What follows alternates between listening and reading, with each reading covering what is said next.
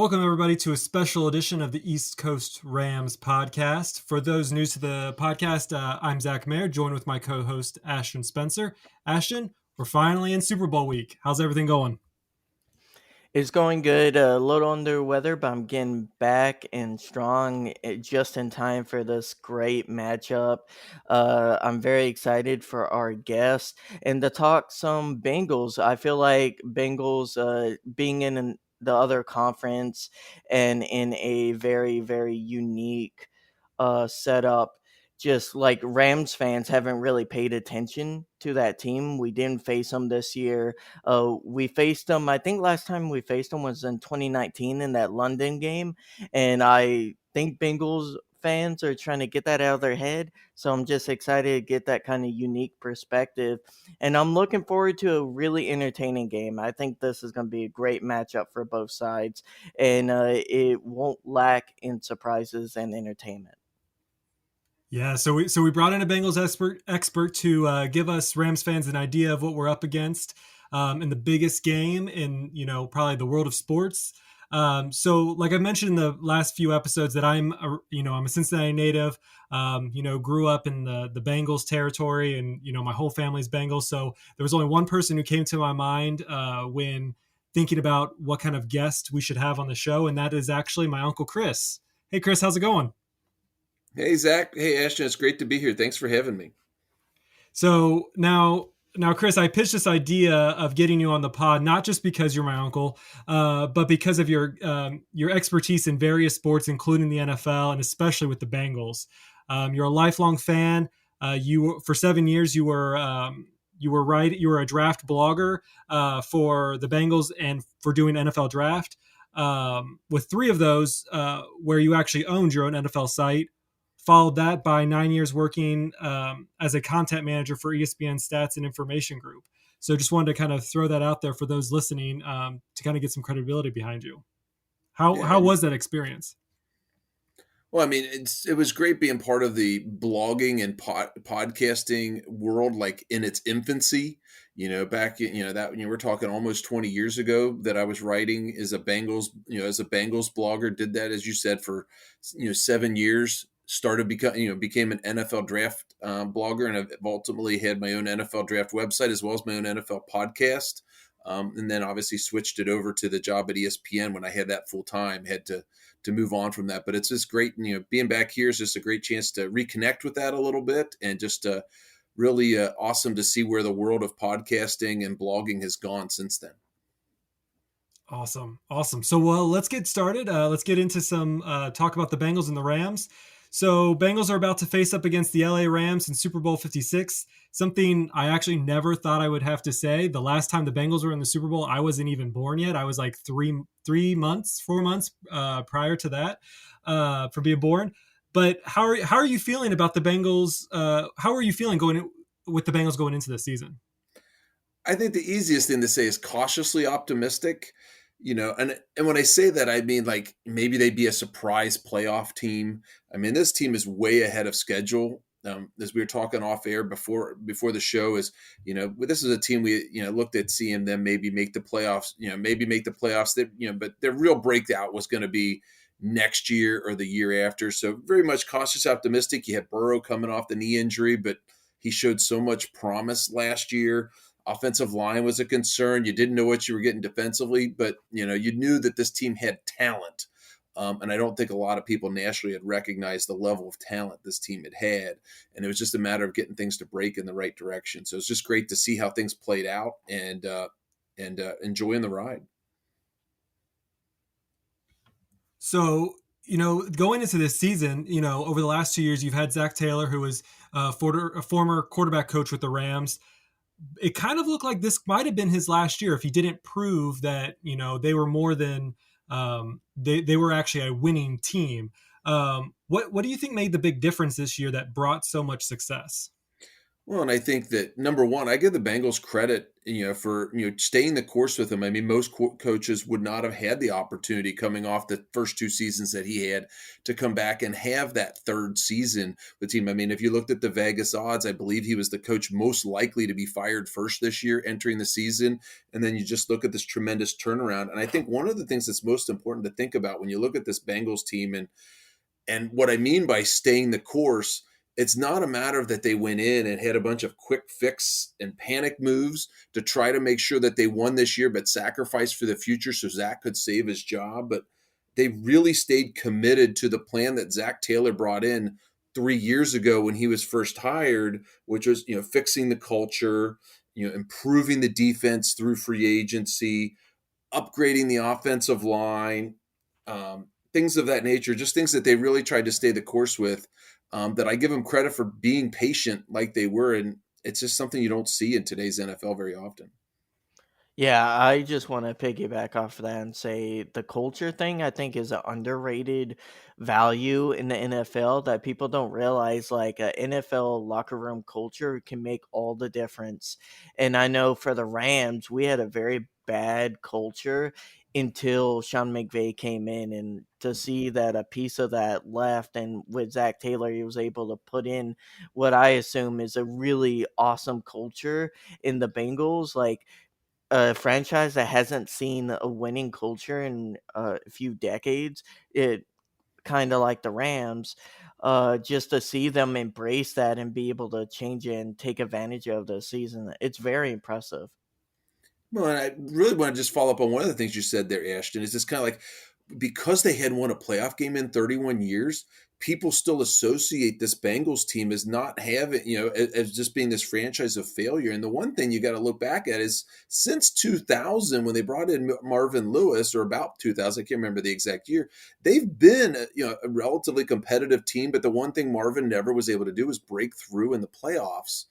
And then obviously they've had been, well below average the last couple seasons. So they took a major step back, which has brought back all those memories of those 31 years again, as they were back to doormat status again.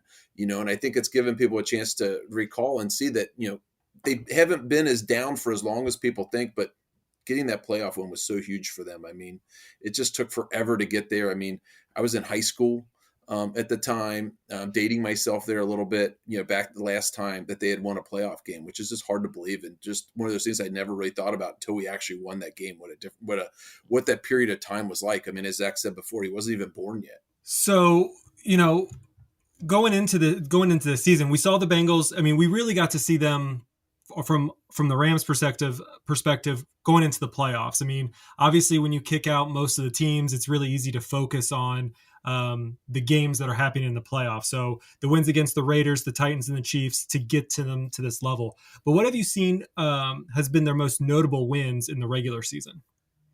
And I kind of break this one up into a couple different categories. Number one, I think it's the Vikings game to start the season.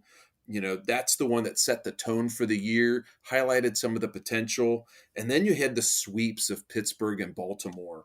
And that's when you knew that this team was for real. I mean, we're talking about especially Pittsburgh, which is a team that's had the Bengals number in recent years. And to see them break through with the sweep this year, that's when, those two, being able to dominate those teams in the fashion they did, prove that what we're for real. And then when they beat Kansas City in week 17, that's when you knew that this team isn't just a good team and a playoff team, but that's when you realized, I don't know that obviously we're not the favorite going into the playoffs, but that's when you knew that we were a contender and a threat, and most likely the team most teams most likely did not want to play against in the postseason. Mhm. And what would you say was your kind of preseason expectation for them? I know you said you're like a little optimistic, but personally, what did you expect them to end on? And did you expect a playoff run at all? I think that, best case scenario was making the playoffs is the way I kind of look at it entering the season. I mean, in the NFL, you never know what's going to happen. I mean, on average, I think you have 7 new playoff teams every year in the NFL. So it just shows you that parity and anything can happen. But realistically, if you were to ask me what I thought the team's record would be this season, I was thinking 8-8. The one thing that's kind of hidden under the radar that made you think that there was a little bit of hope was how many close games that they've been in under Zach Taylor. But unfortunately, their record in those close games was just terrible entering the season. And then this season, those those close losses turned into close wins. Mhm. And was it one of these playoff wins that you were like, "Oh, we have a true shot at the Super Bowl," or was it something later in the season, like a later game where you're like, "Maybe we really do have a shot at being in the Super Bowl"? I think it was beating Kansas City. So Is when you realize that you're just like, wow. I mean, seeing that game, it was such an amazing football game, but it was one of those things where I looked at that game and I was like, the one team I do not want to play again in the playoffs is Kansas City, because that team is so good. How are we going to beat them twice? Because there were some fluky elements to that win over Kansas City in the regular season, most notably Jamar Chase having a game for the ages. I mean, it's the greatest wide receiver game I can ever remember watching live. It was just a tremendous performance on all levels by Chase. And, that's when you just realize what this team was all about and what a threat we had. But the thing that gets lost in the fact in those Kansas City wins that we had is that first win, we held Kansas City to 3 points in the second half. All the more reason why I did not want to play that team again. And I have it's one of the elements that's talked about the least regarding this team's run to the Super Bowl was the fact that not only did they beat Kansas City twice, but they did so with double-digit halftime deficits and by holding the Chiefs to just 3 points in the second half of both games after watching them in the first half where they couldn't stop their offense at all. yeah, and also on top of that, out of what, 15 games and to go into overtime in the NFL playoffs, only two losers of the coin toss has actually ended up winning the game. That was the Rams in 2018 and the Bengals in 2021 against the Yeah. Chiefs. Well, and equally impressive is the fact that I think Patrick Mahomes has only lost to two quarterbacks all time in the playoffs, and that's Tom Brady and Joe Burrow. Wow. It's crazy to think about. Hard to believe. So I mean, it's hard to believe. Once I think it's I think it's the three losses because I think it's Brady with the Patriots, then with then the and then the Bucks obviously last year, and then this year obviously Burrow got through. So it just shows you how difficult Mahomes has been to beat in the playoffs. I mean, to make it as far as that team's done, the last 4 years is just an incredible run on their part. Yeah, the AFC QB wise is so loaded with Allen, Mahomes, you have Burrow, obviously. I feel like you guys are probably gonna get Rodgers in there too. So AFC is looking like it's getting stacked It's the with cradle of QBs. quarterbacks. You didn't even mention Lamar Jackson and Justin Oh yeah. Herbert, and I mean, it's the quarterback position. AFC versus NFC is definitely very much weighted in the AFC, and I think that's one of the things longevity wise. When you always like to say, "Oh, Mahomes is going to make it to 10 Super Bowls, or Burrow's going to win 4 Super Bowls, or Allen's going," the biggest challenge they're all going to have is they're going to be playing each other for a very long time. These are young quarterbacks just entering their prime. So kind of deep diving more into the offense. So Joe Burrow, how impressed have you been with him? I mean, this is year two, coming off of a torn ACL, MCL, and a partial PCL during Week 11 in the 2020 session. I mean, Yeah, I mean, he's playing at a high level. it's amazing what Burrow's done in just year two of his career. There's very few quarterbacks I think can rival the level of success he's had in just 2 years, especially when you look at the fact that of the elevation of hope he's provided to a whole franchise. And I think you saw it last year in flashes, but Burrow has that rare it factor that you really can't define easily. There's just this level of confidence that not only he brings to his own play, but the players around him. And that's something that this team, desperately needed. And you got to give them a lot of credit for that as part of why this team has, they just developing a reputation of never giving up in games. I mean, they came from those double digits twice to beat the Chiefs. And that's not the first time that they've done that versus opponents this season. This is a very tough second half team. And you never feel out of a game, with Burrow at quarterback. And it's really given, you look at the Bengal fandom, they've really rallied kind of around that whole Ted Lasso theme, which is believe. within that. And I think that Joe Burrow is the key catalyst to that belief that people have in this team and this, and not only now, but I think into the future. But it's just been, you couldn't ask for a quarterback better in 2 years in terms of just his ability to do things both on the field and off the field, the impact he's had across the franchise.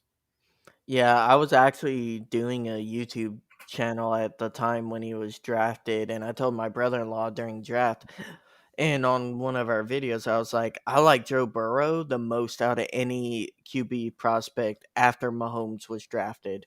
I just felt like and you don't just have to be talented because any QB going into the NFL has talent, but you have to be talented and you have to have the smarts. And it feels like he is able to read coverages, able to make progressions just at a very, very advanced rate for his age and at his experience level in the NFL. And that's what's been so impressive, especially in year two, with like your offensive line hasn't been the best this year. Yeah, most definitely. I mean, to have a quarterback that loves to play out of empty, with with that offensive line, and the fact that his confidence that he can find the opening in any defense in that coverage, that's like their go-to formation when they feel like their backs are against the wall. He loves to go to that. He always is confident he can find the open guy, and it's not a matter of just finding Chase every time. It's the fact he utilizes all of his weapons in those clutch situations. So, kind of going into the offensive line, tell us a little bit about what happened in the Titans game. I mean, they allowed 9 sacks. They still won, which is great, but is Burrow holding the ball too long? Is he not throwing it away? The offensive line just falling apart? What's going on there? You look back at the Titans game. I mean, it definitely was like, as a fan, it's like your worst nightmare as a Bengal fan. I mean, we know that the offensive line is not good. It is not a great unit. That said, it is a much better unit than a year ago, believe it or not. I always like to say that they went from being a hideous offensive line to being a below average offensive line. Unfortunately, when you have a below average offensive line, you're going to run into games like that from time to time. And I just feel like it was a bad matchup for them.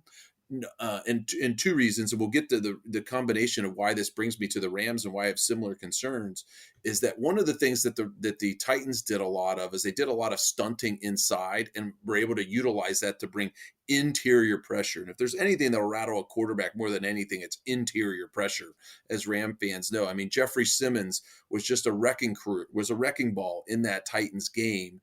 And it just, by bringing that interior pressure, it just opened everything up for their pass rush. They were confused by the stunts, and it just made a below average offensive line, just go back to the hideous nature of a year ago. And that's why you look at this matchup, and it's very scary, the thought, seeing what Jeffrey Simmons did to us, and knowing that we've got Aaron Donald, coming up against us here in the Super Bowl. And, the one thing I will say about this offensive line, the Bengals this year, because obviously it is their biggest weakness, there's no argument about it, is that the one thing, and part of why I say that they're vastly improved, is they don't hurt them.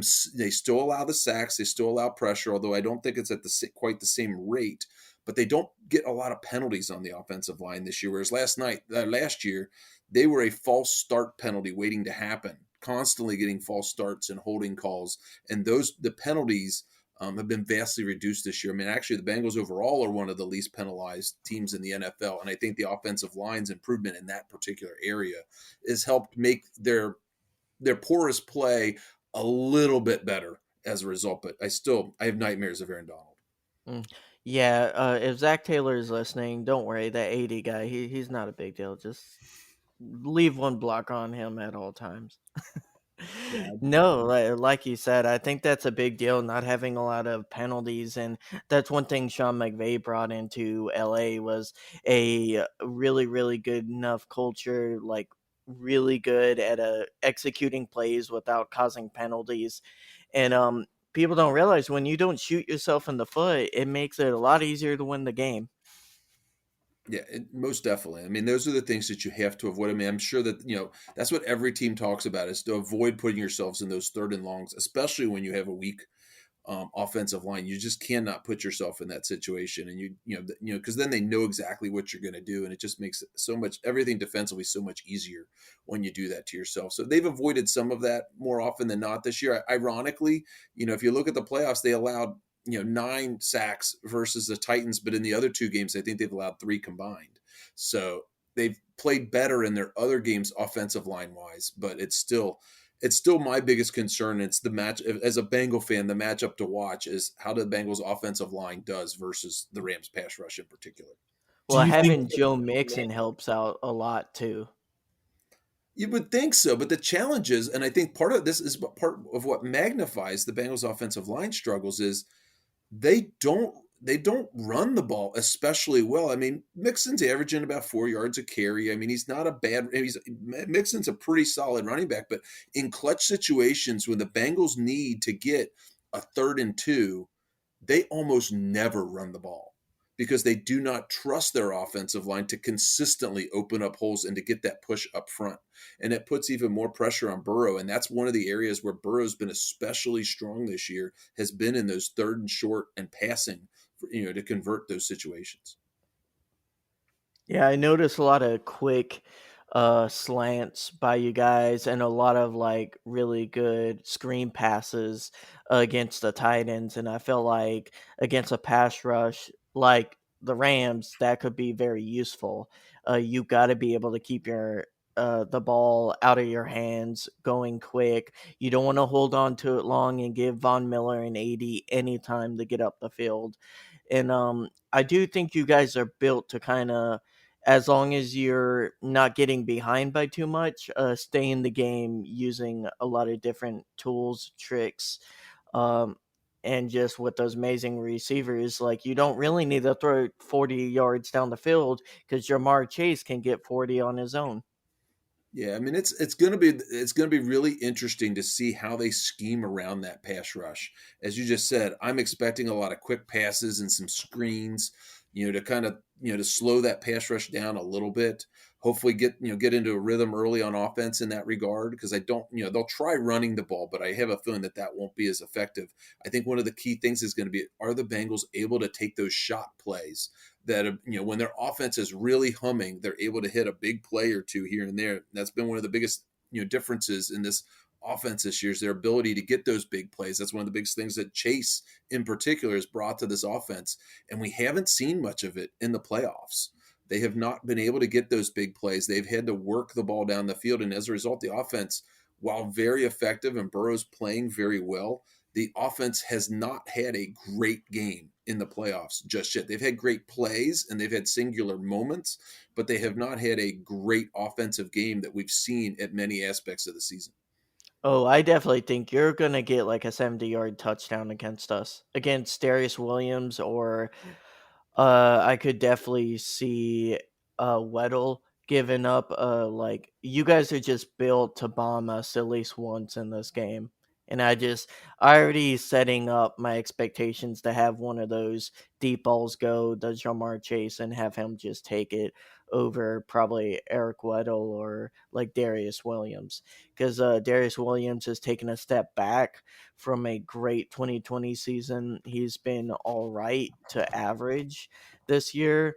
And the problem with Jalen Ramsey is he's in start position. He isn't always going to be covering Jamar Chase. I think they're going to make him a little bit uh, more covering Jamar Chase than they normally would in the star position, but I don't anticipate him being on it every snap like he was in 2020 season against like number one wide receiver. It's just the Rams are doing different stuff with their defense, and that will be something you guys can take advantage of.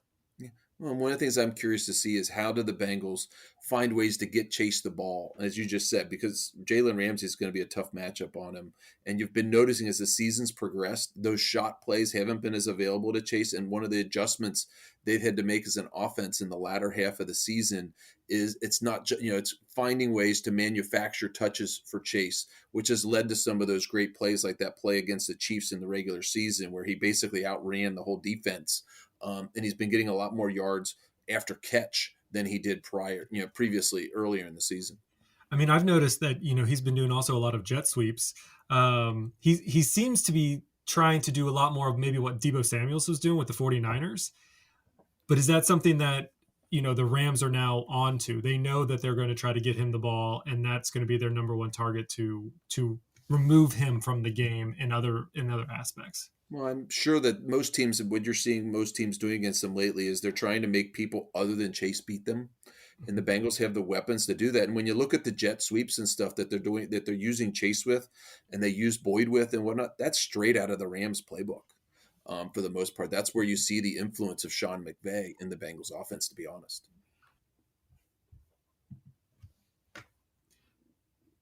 No, for sure. I mean, we keep hearing this whole week that it's going to be the Burrow Chase versus the Stafford Cup kind of matchup.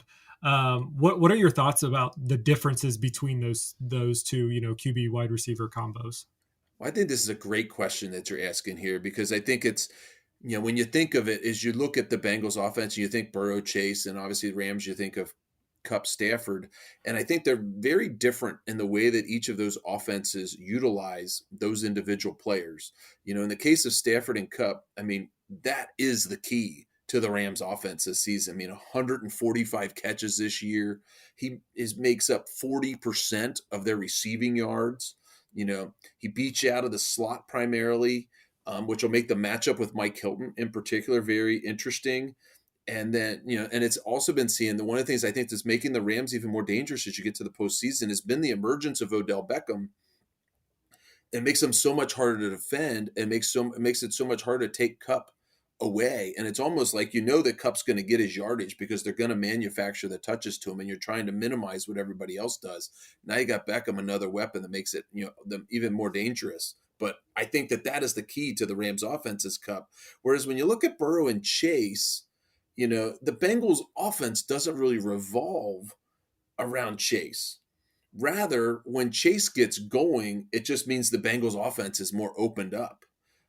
And creates not only the big plays but the mismatches when that happens. But the Bengals have had games, especially in the middle of the season, where Chase was large. He wasn't a huge factor in the offense. It wasn't week in and week out from a fantasy standpoint in a PPR league. It wasn't like you knew you were going to get 10 touches and 100 yards every week like you would with Cup. You had a little bit more of that boom and bust as a result of it. But by comparison, he only makes up about 33% of the receiving yards of the Bengals offense, and they've got those other weapons that they have, Higgins or Boyd or even Uzama, Mixon, as you've mentioned. I mean, this is a team that's got a lot of offensive weapons, and that we've seen consistently throughout the season that the Bengals, they dare you to try to take away one particular option because they know that it opens up another option. The last game against Kansas City, Chase was largely bottled up, but T. Higgins had a big game.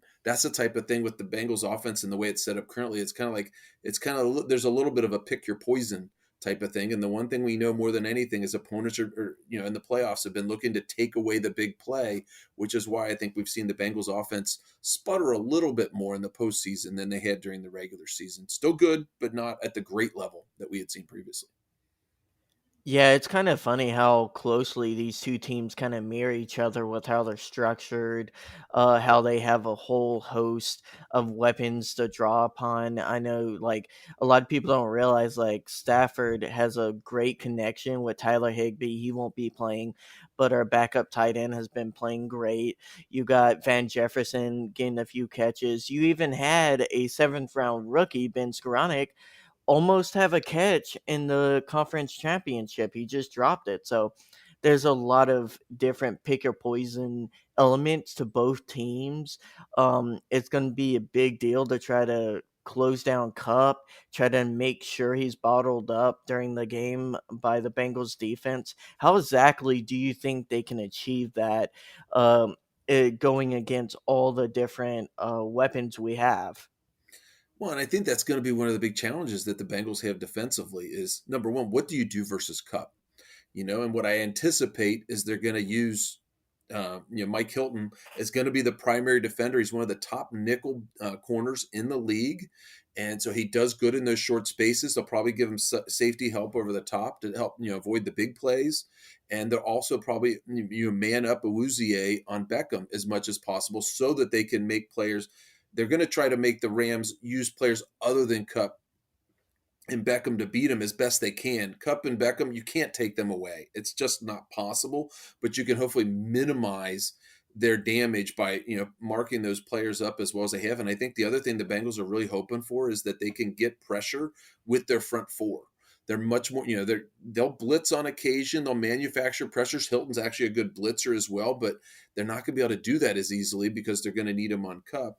So they really need their front four to be able to bring pressure without the assistance of frequent blitzers and things of that nature. Because ultimately what the Bengals did in the second half versus Kansas City is they rushed 3, dropped 8, and they doubled Kelsey and they doubled Hill to minimize the weapons and try to make other players beat them. I think the Bengals, I don't think they're going to be doing the drop 8. I expect them to take a similar strategy in that they're going to try to make other players beat them as much as that's possible when you play the Rams.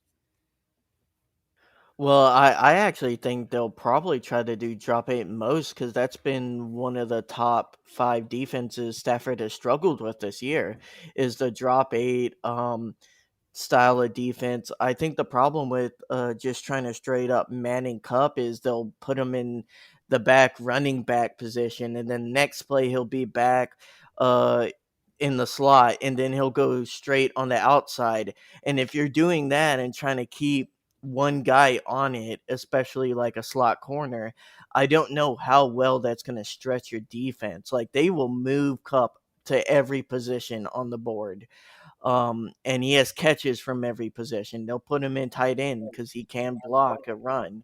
So it'll be interesting how they account for that. And personally, I would think that drop eight defense would probably be the best for you guys if you can get pressure with 3 guys.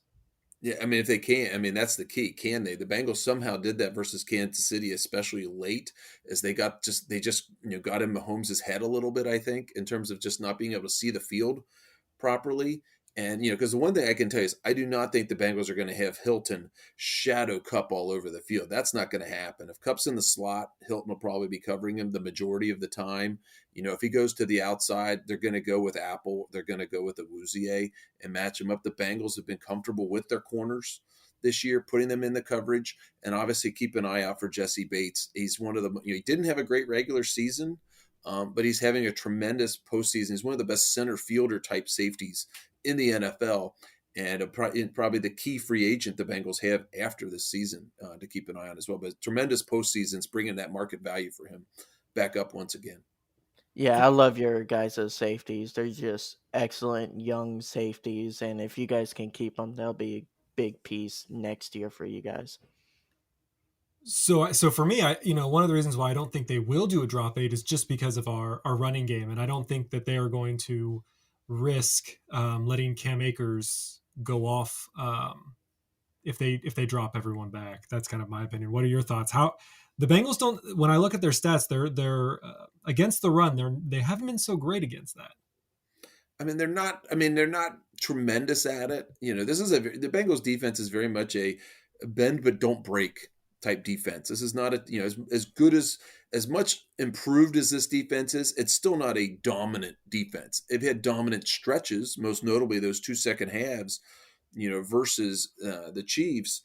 But when called upon, though, I think they have defended the run well when they've needed to. Like DJ Reader's the key to the Bengals run defense. Key free agent signing 2 years ago, flies under the radar because nobody ever talks about nose tackle types. But I mean, he had a just completely dominant performance, occupying blockers and just wrecking havoc on the Titans in particular. And I think that the key there is if the Rams can run the football, it just opens everything else up. Fortunately, that's not been the Rams' strong suit in the playoffs, as I don't think they've even been averaging 3 yards a carry in the playoffs so far. Cam Akers is kind of that wild card, knowing that you got him back as kind of a bonus player late in the season, coming off his injuries. And, I think he's a little bit of the X factor to keep an eye out for. But if the Rams are running the football, as a Bengal fan, I'm not feeling good because it forces you to change everything else you do. But I think that they're going to count on Reader in particular to lead the charge against the run and hopefully hold the fort and allow force the Rams to be the pass heavy offense that we know them to be.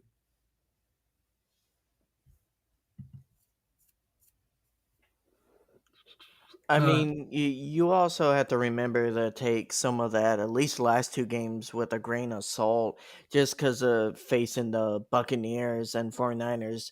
I believe they're both top 10 in run defense. So the Rams, and I loved how Sean McVay was running the ball against 49ers because he didn't expect those plays to go far, but they were trying to keep the 49ers defense honest with play action, making sure to continuously bite, because you don't need runs to actually execute play action, but you need the presence of runs, the ability to scare the defense into you might be running to actually be able to execute those play actions just a quick second better, hold those defenders just half a second more in order for them to really, really utilize those plays to the most efficiency. So Oh, really. yeah, I mean, Ashton, you're right. I mean, you're spot on with that. I mean, that's the Sean McVay offense. In a nutshell, and the Bengals use the run the same way. They're not a great run. The Rams are not a great running team, but it's the mere threat of it. You need to do it enough just to make the play action work. You need to do it to wear the defense out so that you can run to get yardage when you need to. I mean, Bengals against Kansas City, they were able to, they weren't able to run the football the whole game, but were able to do it in the second, late in overtime in particular, because they never gave up on the run and they were constantly doing it, trying to wait for that opportunity where it would finally work. But you hit the nail on the head. I mean, that's the key to the Rams, offense, is making sure that they always have at least a little bit of the run, just enough to make the play actions and all the different motions and things of that nature that they do really work. Plus, if you overlook it, a player like Cam Akers could break a big play at any moment. He's Mhm. loaded with talent. I mean, he's really could be. If there's a breakout player in the Super Bowl on either team, Cam Akers could be that player. Yeah, he's due for one, especially after his injury. And I think one thing people especially don't realize about the Rams is eventually, when we went through that spell, it was because we stopped trying to run the ball as much. We had injuries on Henderson. We only had Sony Michelle. We didn't have Cam Akers at that time, and we lost three back to back because I feel like Sean McVay just didn't have the faith in the running game, and he didn't even try to. And when you do that and you don't have creative ways of running the ball or alternatives to running the ball, like quick screens, bubble screens, quick slants, or stuff like that, and you're just trying to do drop back passing, you've seen this with the Bengals a few times when they've lost. It's just, it becomes a nightmare, and your team is just constantly dropping back and getting pressure on them. And we have a really good offensive line, and our offensive line struggled a lot whenever we just completely forgot about the run game. And that's why I was happy to see later in the season Sean McVay stay a little bit more reliant to that. Yeah, I mean, exactly. I mean, it's going to be interesting to see the chess match that these coaches have and how much are they going to be willing to run, knowing that both of their offenses are predicated on great passing offenses. And will they use and a lot of times they talk about using the run to set up the pass. These teams tend to use the pass to set up the run in many cases. And that's what makes their offense especially deadly when they can. so going to the quarterback for Stafford, do you think the defense can put enough pressure on Stafford for him to not be able to find his targets, to block his eyes from seeing the targets down the field, get a sack, things like that? I think the key is going to. I mean, I think that's the most important thing for this Bengals defense to be able to achieve is just that. And I think the matchup to watch is Mark Hendrickson on Andrew Whitworth. I love Whit to the core. I mean, tremendous Bengal, and the offensive line play of the Bengals dropped precipitously the moment that he moved out and played with the Rams. But he's playing. I mean, how in the world is he playing left tackle at the age of 40? And playing at generally a high level, not as high as he used to be, but still a high level left tackle like he is, going against an Energizer Bunny in Mark Hendrickson, who's had set the Bengals sack record for most consecutive weeks with a sack, and he's just relentless in his pressure that he brings, and he's just got a constant motor. And I just think that he's gonna, he's one of those players where you feel like you have him stopped and you got him bottled up, and he comes up with a big play. and brings that pressure. And I think you're going to see it more than spurts. I don't think you're going to see Stafford under consistent pressure, but I think you're going to see pressure in moments. I think interiorly, that's B.J. Hill, is the backup, the third defensive tackle during the regular season, forced into the starting lineup with Larry Ogunjobi's unfortunate injury. He hopefully can bring a little bit interior wise, pass rushing wise. And Sam Hubbard has had a great playoff and picks moments to be that two-way defensive end that gets. He's not known as a great pass rusher, but he is known to make big plays in key moments, and I think that's what we're looking for with that. I mean, it's Hendrickson's the one I think you can count on bringing the pressure. It's can Hill or Hubbard, get enough juice around, enough juice and pressure just to keep Stafford, give him a little bit of happy feet, make him force a throw, make him rush a throw.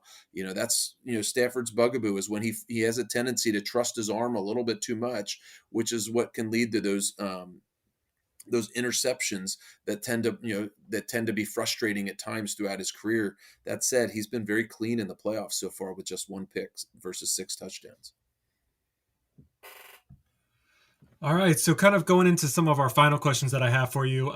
So what are the key factors for success for the Bengals?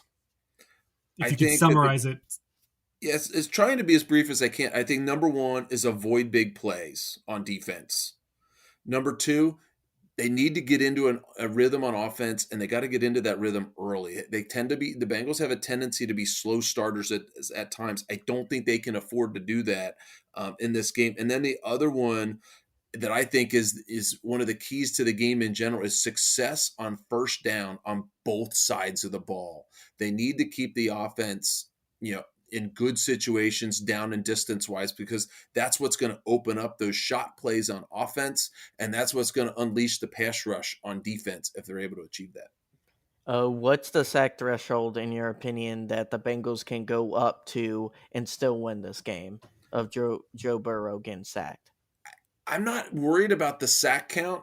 I think the key is going to be the pressure rate and his ability to maintain his pocket presence and pocket awareness. I mean, ideally, you want to keep him under 3 sacks. I think it's going to be hard to keep him, to just 3, to fewer than 3. I mean, but we saw with the Titans. I mean, they sacked him 9 times, which is like unheard of in playoff history to win a game with that many sacks. But the thing is, Burrow just finds a way. And he finds a way to make plays in those key moments. So the amount of sacks isn't going to bother me as much as the timing of those sacks. The one thing I know is the Rams are going to bring pressure. Is Burrow going to be able to get, get rid of the ball and avoid key stops in key situations? And I think it's going to be hard for us to figure out. And it's just that is the matchup to watch, is how does Burrow adapt to the pressure? Because they're going to have it. They're going to bring it. The right side of the Bengals offensive line, frankly, just isn't good enough to avoid pressure. But are they going to make enough plays outside of it to overcome that? I think is going to be the key. If he's able to get the ball downfield, that'll help him overcome some of those sacks. But it's going to be tough. I mean, the Rams pass rush is fierce, and it is a really, really tough matchup, I think. And that's going to be the key to this football game, in my opinion, is not only how much they avoid the sacks, but how much they can just give Burrow time to get rid of the football and make plays.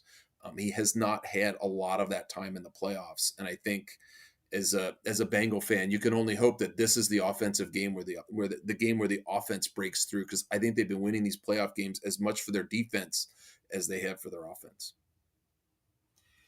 If you had to choose between which phase of the game you would be most concerned with, is it the offense, defense? Special teams seems to be doing pretty good for you guys. Is there one of those that most concerns you? I mean, it's going back to just my last answer. It's offensive line play. Can they run the football? Can they give Burrow a chance? If it's a game like they had against Tennessee where he's just under constant duress, I just can't see how you could win 2 playoff games like that.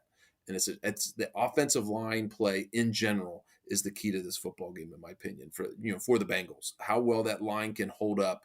And they don't have to play great. They just have to play average football and to avoid key mistakes at key times. Awesome. Awesome. Well, I think that's going to wrap it up for this interview. You can always send questions and feedback at eastcoastrams.com or hit us up on Twitter. Reminder, we still have a preview episode that's going to come prior to the big game on Sunday, so stay tuned for that. You can follow me at Zach Maier, or you can follow Ashton at RamsFanAshton1. Big shout out to our guest, Chris Maier, for taking time to have this conversation with us. Is there anything you wanna say? No, I just want to say, hey, let's just have a great Super Bowl. I think it's a tremendous matchup. Really appreciate you having me on. Rams, this is a great opportunity for you to obviously win the Super Bowl as a Bengal fan. We're really excited too. I just hoping for some great football, a great game for both sides. And if anybody wants to follow me on Twitter, not that Rams fans will probably do that, you can follow me at Bengals Chase on Twitter. All right. Anything else you want to add, Ashton? No, I agree with you. I feel like, at least from my perspective, there aren't many other teams I like as much as the Bengals outside of the Rams, clearly. So having two really likable teams in the Super Bowl is pretty rare. So it's just really good storylines all around, and whoever wins it, there's going to be a lot of good stories that come out of it, and hopefully it's a great game that comes down to the wire. And I'm just hoping selfishly the Rams are the ones. And you guys have like 10, 15 more years of Joe Burrow. He can wait a few more years. I think Stafford has waited long enough in football purgatory. Right. You're going to have a drought is going to be broken for somebody. Either Matthew Stafford's going to have that breakthrough win he's been looking through his whole career, or the Bengals are going to get that first Super Bowl title for their franchise, which I know how much that would mean, for Cincinnati. And as you guys talked about at the top, it's going to be very hard for Burrow. You never know when the Bengals are going to get back to the Super Bowl again, no matter how good the talent is, because of all those quarterbacks in the AFC. So we'll see. It should be a great game. And even if you think about it, for LA, this is their first Super Bowl.